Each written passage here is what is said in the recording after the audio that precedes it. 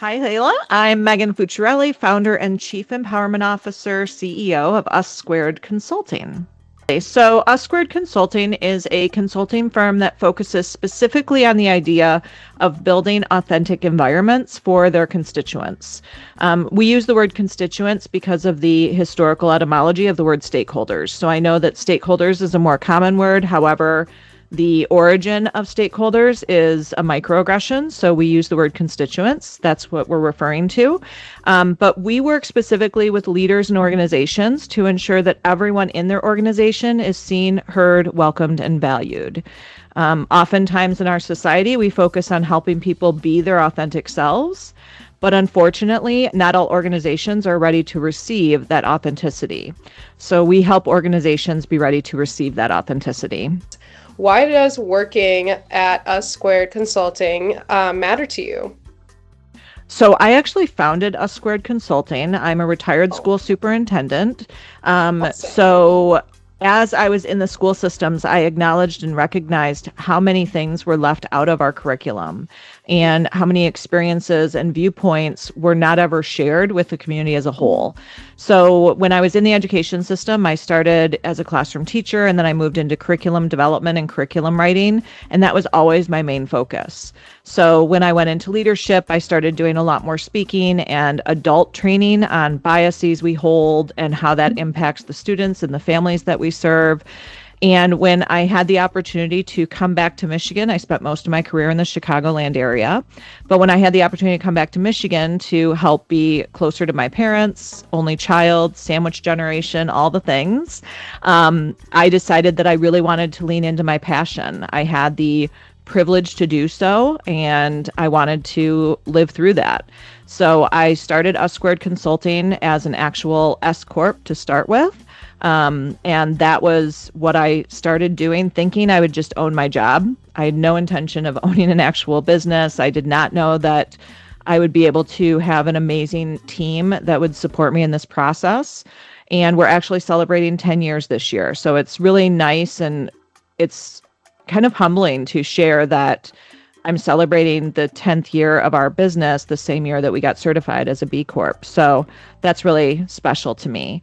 But I founded it because I wanted to make sure that not only our students and our families and our communities knew about those untold stories, but also moving into corporate to provide environments so that when our children leave the school system and they go into the workforce, they have a space where they can be themselves, because as you already shared, we know that people are more productive, they're more happy.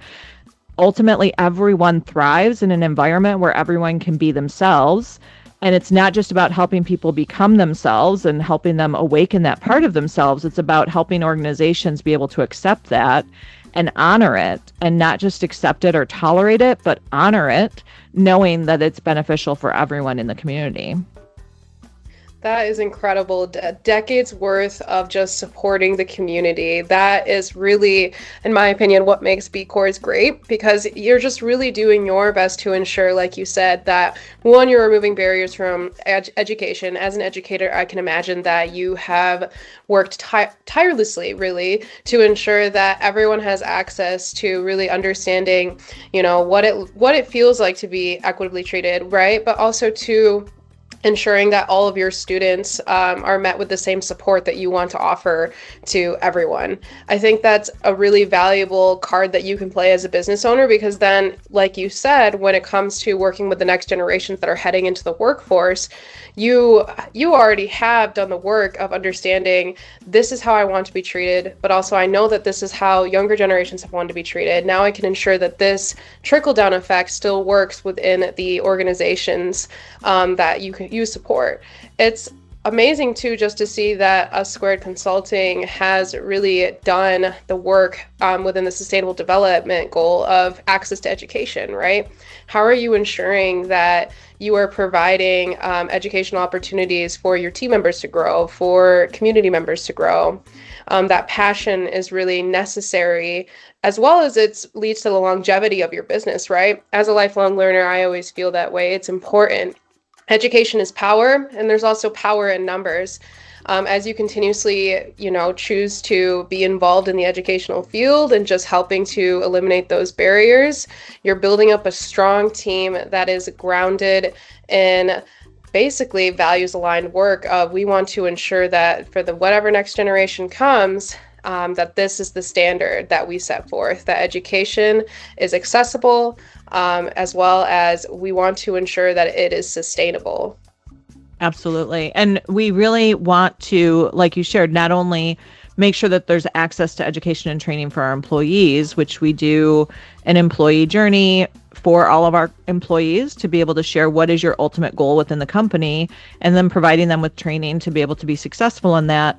But then on the client side, we utilize a pay it forward model. So all of our clients have the opportunity to pay just the investment amount or to pay it forward. And if they pay a little bit more than their investment amount, then they're actually funding either a nonprofit or an education system, which is technically a nonprofit as well, to be able to receive the services either at a reduced cost or at no cost. And then we also offer a scholarship program for our certification program every year, and we tend to gravitate towards teachers to be able to offer that scholarship program too. That's incredible. Again, what great examples of just removing those barriers. I love the pay it forward programs. Specifically yours, I'm a little bit more interested in. What, I guess, programs have you been able to offer to others through scholarship or whether it was through the pay it forward program? Can you provide any examples? Yeah, so specifically, our biggest one that we do internally is our CARES certification program. So it is a certification program that's registered through the U.S. government. And we're actually working this year to also be registered as a credit provider. So it will qualify as credits as well for people who need continuing education units. But that certification program goes through authentic leadership skills. So we talk about how to have difficult conversations. We talk about intersectionality of identity. We talk about respectful relationships and social emotional intelligence. We talk about inclusive training and inclusive protocols and policies. And then we talk about sustainability through accountability. And all of that, it's a 40-hour course. We have partnered with universities to offer it as well as part of their programming. And it's a really intense course that has seen tremendous life-changing opportunities for participants. And then for school systems, we have done series on bias. We have done classroom walkthroughs to be able to identify some of those blind spots. And we've done individual coaching as well as large-scale training for school systems. So really, it seems you just support by offering, unique skills that people can continuously work on. And that's just a great way to add to your tool belt as you're continuously looking for work after the next phase of what happens after college. What sustainable development goals are you currently working on? Yeah, so when we're looking specifically at B Corp's structure and B Lab structure, we're specifically looking at quality education, gender equity, and reduced inequalities. Those are the big components. And then we're also looking at strong institutions. Our main goal is to focus on building strong leadership systems that ultimately create equitable opportunity for everyone they work with, not just their employees, but also their clients and their constituents in that process.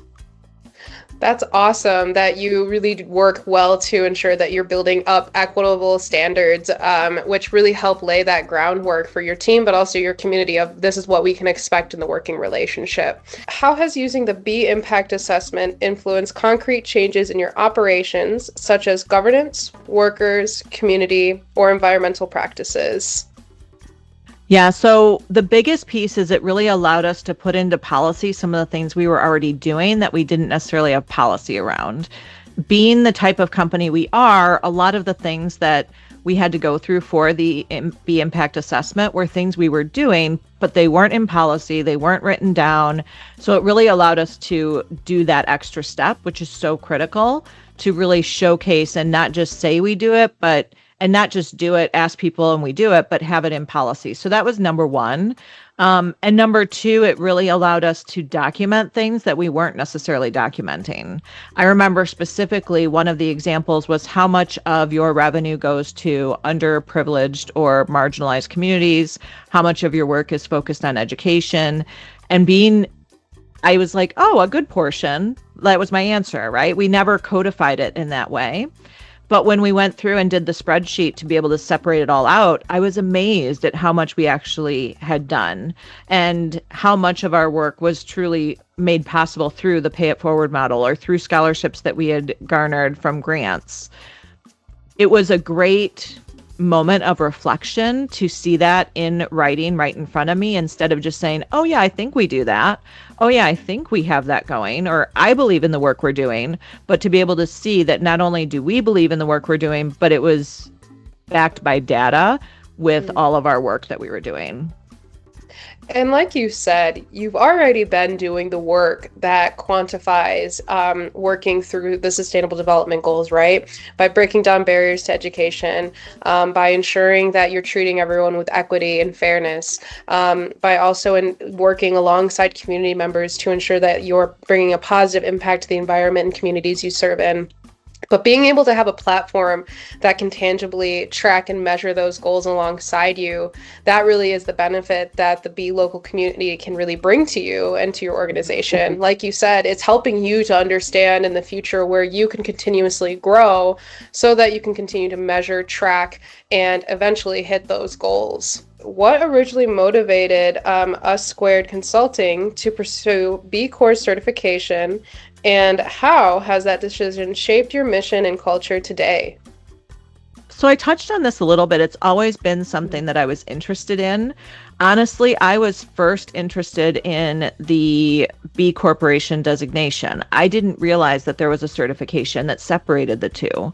So it was very eye-opening to me, because when I first looked into it here in Michigan, when I registered, I was like, well, I want to do a pay it forward model, but there wasn't even an option for B Corp. Across the entire country, there wasn't that option at the time. 10 years ago, I didn't know about that, but I said, well, this is how I'm going to run my business. And then a few years later, I started to hear about, oh, there's actually a tax designation. I can switch from S Corp to B Corp. Okay. Well, Michigan doesn't have that opportunity. There is no legislation in place for the B Corporation designation. So I was like, okay, well, I guess I can't do that, but I'm still going to keep running the business in this way. And then as I shared at that networking meeting, I met someone who said they were a B Corp and they were based outside of Michigan. So I thought, okay, well, it's because they're based out of Michigan, they must have the B Corporation designation. Again, not realizing there was a difference. And then when I spoke to him, he was like, well, no, actually, there's a certification that you can earn. As we talked about the business, and he said, it sounds like your business would really qualify. There's this B impact assessment that you can walk through before you even decide to see if you would be a candidate. But I also know someone who could walk you through that process. And I was like, okay. So I probably took about 2 weeks and did some research and was like, oh my gosh, this is exactly what I wanted. Like, this is so aligned with who I am as a person, as a business owner. I talked to my team about it. I said, what do you all think? And they're like, well, yeah. Then we looked at the cost and all of the other pieces. And I said, but this is really important. This is what we want to really be able, because we're certified as a woman-owned, LGBTQ-owned, disability-owned. We have many diverse certifications. But with the socio-political climate and the possibility of those being erased or canceled, I knew that my values were important to me, and my values had nothing to do with my identity.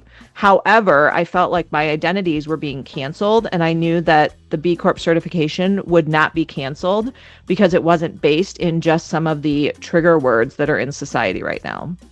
So that's when I made the decision to go ahead and go forward. Was I need to make sure that not only am I living true to the values, because I was already doing that, but that I actually was looking at some of the criteria to enhance those values. So I took this as an opportunity to not just be able to say, yes, we're doing this, but also as an opportunity to say, how can we continue to do this better? So that's what I'm continuing to do. Even now, I've only been certified for a little over a month, right? But I'm still looking at that assessment. I'm still looking at the new standards. I've done a lot of work in partnership with B Lab already, with the global area and with the local Canada and US chapter, and just really trying to be as involved as possible, because I love being surrounded by people who have similar values and who genuinely believe that business can be used as a force for good. So that's just phenomenal for me. I agree with you. And again, I said it before, there's power in community. And within the B Corp community, like you already said, the vision behind it is because we know we can do business better.